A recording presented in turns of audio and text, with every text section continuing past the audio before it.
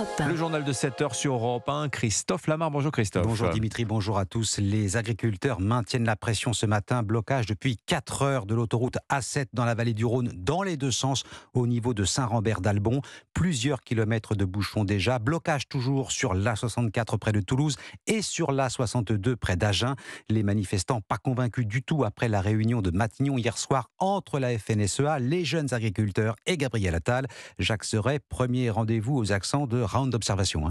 Oui, à en croire Arnaud Rousseau, le président de la FNSEA, Gabriel Attal a surtout écouté. Nous avons voulu faire toucher au Premier ministre la réalité de la situation d'un secteur qu'il connaît assez peu, mais pour lequel il a clairement dit qu'il souhaitait s'engager. Écoutez ces revendications très diverses, symptômes d'un ras-le-bol de la profession. C'est devenu trop compliqué, trop de normes, trop sur réglementation. Mais pas de propositions dans l'immédiat. Tout ce qui concerne le prix, les négociations commerciales en cours, sur le fait que la matière première agricole, c'est pas une variable d'ajustement. En attendant, les actions se poursuivent. On est prêt à faire durer les choses aussi longtemps que nous n'avons pas de réponse concrète du Premier ministre. Mais je le dis aussi du Président de la République quand il s'agit de Bruxelles. Et à défaut d'une prise de parole de l'hôte de Matignon, c'est Marc Fesneau, le ministre de l'Agriculture, qui prend les devants. Le Premier ministre a affirmé clairement sa volonté, sa détermination d'aller vite.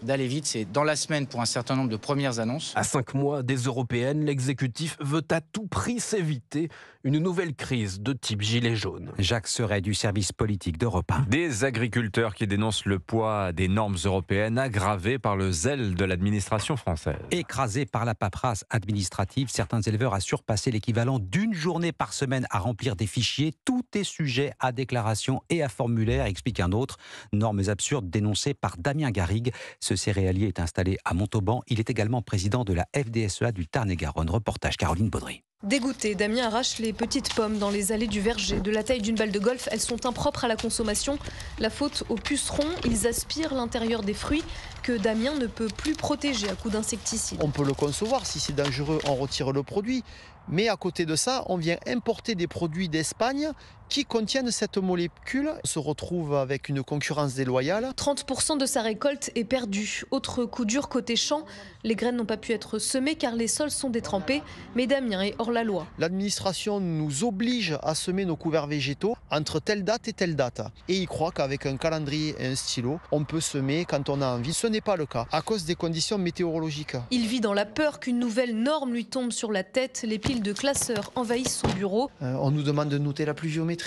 Quel opérateur, à quelle heure il a commencé, à quelle heure il a terminé. Beaucoup de choses se recroisent, mais on est obligé. Chacun veut son petit papier, chacun veut son formulaire. Je comprends plus, là, je sature. Et sa vie de famille en pâtit. Avec 850 € de revenus mensuels, pas de départ en vacances pour ses enfants. Mais si les agriculteurs changent de métier, dit-il, qui nourrira les Français? Montauban, Caroline Baudry, Europe 1.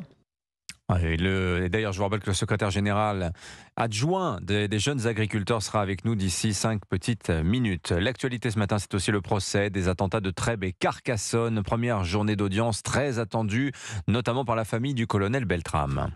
Arnaud Beltrame, mort après avoir pris la place d'une otage, assassiné par Radouane Latkim, tout comme 3 autres victimes du terroriste. L'un de ses frères, Cédric Beltrame, assure vouloir témoigner à ce procès pour empêcher le terrorisme de frapper à nouveau. Arnaud, c'est plus qu'un symbole, c'est un acte au-delà du courage. Tout ce qu'il a effectué, ça a vraiment choqué la France, ça nous a tous choqués. Mais en fait, comme disait ma maman, malheureusement, on en est là, il faut se battre. Je pense que l'exemple d'Arnaud et son courage doit nous inspirer. Si tous ensemble, on se dresse contre le terrorisme islamiste, on va peut-être pouvoir faire quelque chose. Et je pense que c'est important, c'est le moment ou jamais. Il ne s'est pas sacrifié, il est au combat. Rappelez-vous ces derniers mots, assaut. Et donc, c'est vraiment un acte militaire, de bravoure. Il a vraiment été jusqu'au bout. Et ce que j'attends personnellement du procès, c'est que tous ceux qui ont été de près de loin faisant partie de l'organisation de cet attentat islamiste terroriste soient identifiés, soient entendus, soient jugés si sont coupables. Et j'espère que la justice sera ferme. Il faut envoyer des signaux forts. Ceux qui pourraient penser passer à l'acte, tous ceux qui pourraient aider ce genre de personnes doivent être reconnus, doivent être punis et avec l'application maximale des peines. Cédric Beltrame, l'un des frères du colonel Beltrame, au micro de Jean-Baptiste Marty. Après la hausse des prix de l'électricité, la hausse des prix du médicament, la franchise doublera fin mars. Décision entérinée par le gouvernement. Le reste à charge passera de 50 centimes à 1 € la boîte. Doublement aussi de la franchise pour les actes paramédicaux. Entrée en vigueur au printemps, Baptiste Morin. 1 euro sur les boîtes de médicaments au lieu de 50 centimes, 2 euros sur les consultations au lieu d'1 et 4 euros sur un transport en ambulance au lieu de 2 aujourd'hui. Les franchises médicales n'avaient plus été revalorisées depuis leur création il y a plus de 15 ans. Elles seront doublées à partir de la fin du mois de mars.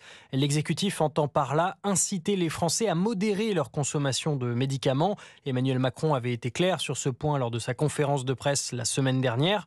Seront exemptés les enfants, les femmes en congé maternité et les plus modestes qui bénéficient de la complémentaire santé solidaire.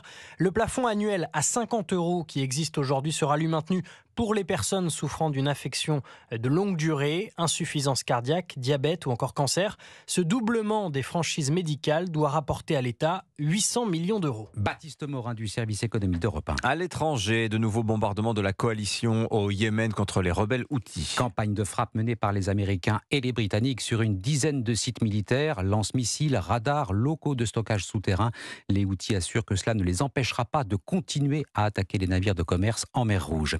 Aux États-Unis, le vote de l'État du New Hampshire annoncé comme décisif dans la primaire républicaine, une large victoire de Donald Trump sur Nikki Haley lui ouvrirait largement les portes de l'investiture du parti. Aviva Fried, vous êtes la correspondante d'Europe 1 aux États-Unis.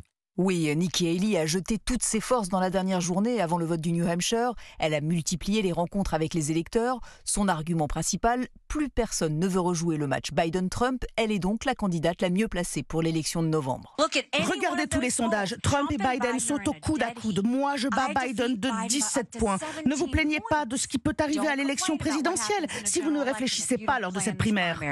Depuis le début, le New Hampshire est considéré comme l'État où Nikki Haley a le plus de chances, d'autant que la primaire est ouverte aux électeurs indépendants qui pourraient faire pencher la balance en sa faveur. Mais l'abandon de Ron DeSantis lui porte un coup dur, car elle espérait encore obtenir peut-être le soutien du gouverneur de Floride. Mais c'est Donald Trump qui en bénéficie, et lors de son dernier meeting, l'ancien président ne semblait pas avoir beaucoup de doutes sur le résultat. On a commencé à 13 et maintenant nous ne sommes plus que 2. Je pense que l'une d'entre nous s'en ira dès demain.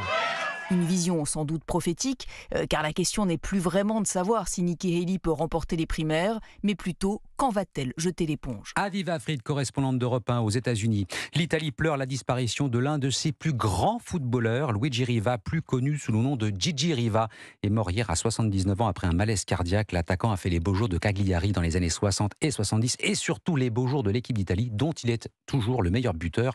35 réalisations en 42 sélections. Enfin, la France en demi-finale de l'Euro de handball. Après sa victoire sur l'Autriche hier soir, 33-28, les Bleus affronteront la Suède, championne d'Europe en titre, vendredi. Merci beaucoup Christophe Lamar, c'était votre journal. Il est 7h09 sur Europe 1.